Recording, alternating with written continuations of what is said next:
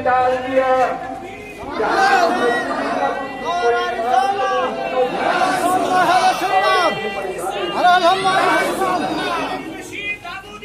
हमारी अल्लाह कबूल नहीं करता।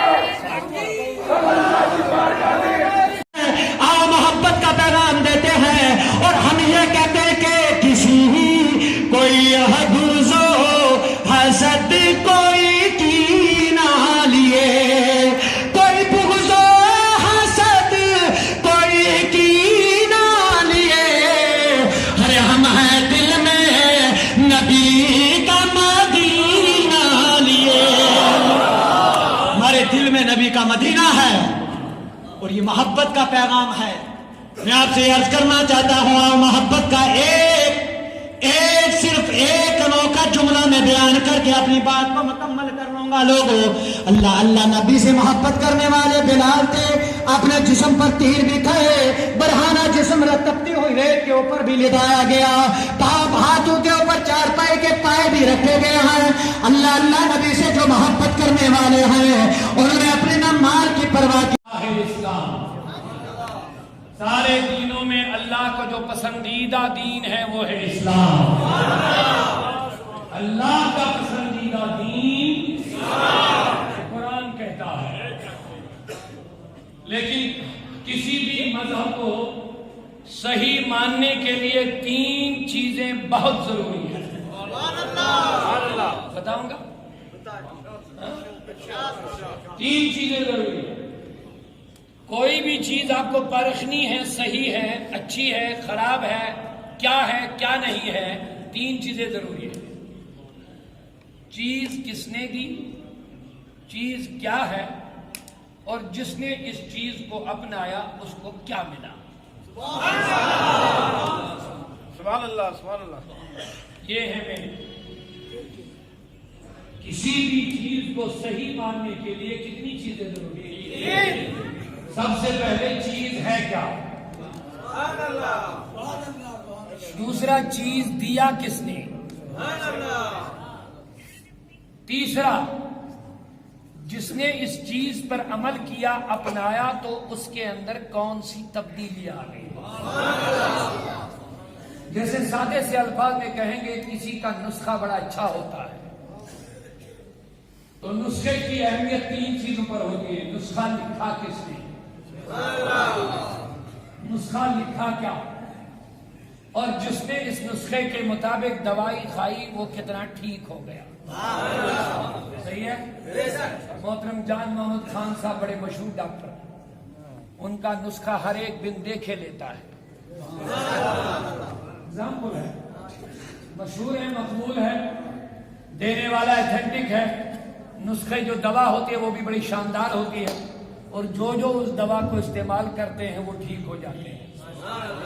अब जो ही बोलते हैं जान मोहम्मद का नुस्खा है तो अब तहकीक करने की जरूरत नहीं। ये समझ गए यहाँ तक। हमारा दावा है कि मजहब इस्लाम, दीन इस्लाम हक है। बोलो मजमा सुभान अल्लाह। हमारा दावा है दीन इस्लाम हक है।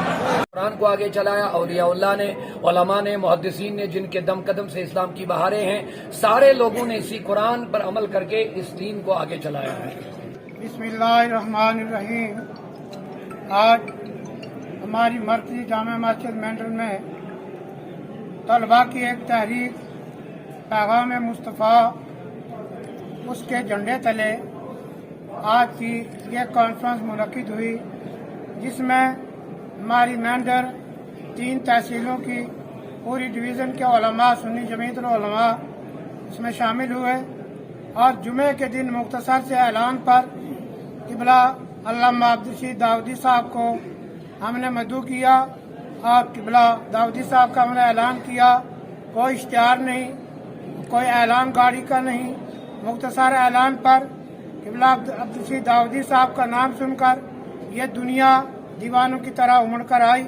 और आज का जो पैगाम मुस्तफ़ा उन्वान से जो बयान हुआ वो हकीकत में पैगाम मुस्तफ़ा था, और हर दिल के अंदर क़िबला हज़रत दाऊदी साहब की बात रसी।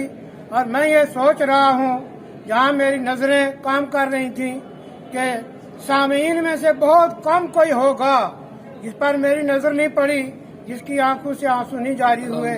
हर आदमी की चश्म नम थी और हर आदमी ये चाहता था कि हजरत जो बयान कर रहे हैं अल्लाह पाक इसको कबूल फरमाए और हमारी दुनिया बदल जाए और हमारी आखिरत बदल जाए।